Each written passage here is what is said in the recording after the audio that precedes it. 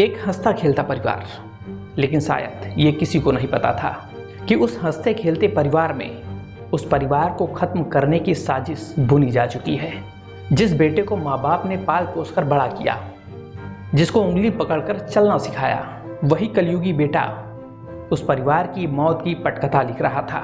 जी हाँ, उत्तर प्रदेश के प्रयागराज के एक घर से उठी बदबू ने जब बंद दरवाजे के पीछे का राज पर्दाफाश किया, तब सामने आया लालच, विश्वासघात और खून से सनी एक कहानी जिसने हर किसी को सन्न कर दिया।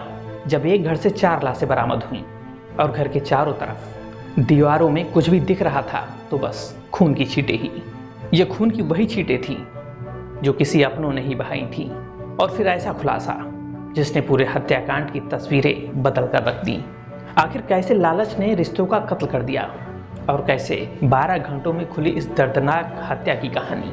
दरअसल इस हत्याकांड का मास्टरमाइंड कोई और नहीं था, बल्कि अपना ही बेटा इस हत्याकांड का मास्टरमाइंड निकला। और वही साजिश मौत के सबसे बड़े खेल में बदल गई। जब पुलिस ने इस हत्याकांड की तफ्तीश शुरू की और आसपास लगे सभी सीसीटीवी कैमरे खंगालने लगी, तो पुलिस को एक व्यक्ति सनी पर शक होता है, जो आसपास ही मोहल्ले का रहने वाला था। जब पुलिस उसकी खोजबीन करती है तो वो पुलिस की गिरफ्त में आता है, तो पुलिस उससे पूछताछ करती है, लेकिन सनी पुलिस को गुमराह करता रहा।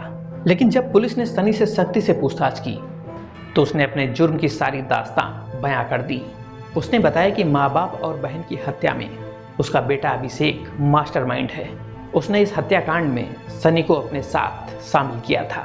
दोनों ने प्लान के तहत बुजुर्ग माता पिता और बहन की हत्या कर दी। हत्या करने के बाद दोनों ने मिलकर सभी 300 को घर में छुपा दिया। फिर घर में रखा पैसा, ज्वेलरी और अन्य सामान लेकर वहां से फरार हो गए और अपनी दुकान में जाकर दोनों लूट का सामान आपस में बांटने लगे। लेकिन बंटवारे के दौरान सनी और अभिषेक के बीच किसी बात को लेकर विवाद हो गया और इसी विवाद के चलते सनी ने अभिषेक को भी मौत के घाट उतार दिया। हत्या के सबूत मिटाने के लिए सनी ने सभी शवों पर तेजाब और डिटर्जेंट पाउडर डाला ताकि पहचान और सुराग दोनों खत्म हो जाएं। पुलिस ने सनी गुप्ता को गिरफ्तार कर लिया और उसके पास से लूटा हुआ सारा सामान भी बरामद कर लिया।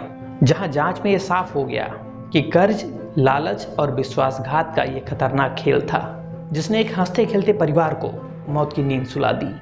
पुलिस ने इस हत्याकांड का खुलासा कर दिया, लेकिन पीछे छूट गया एक बड़ा सवाल।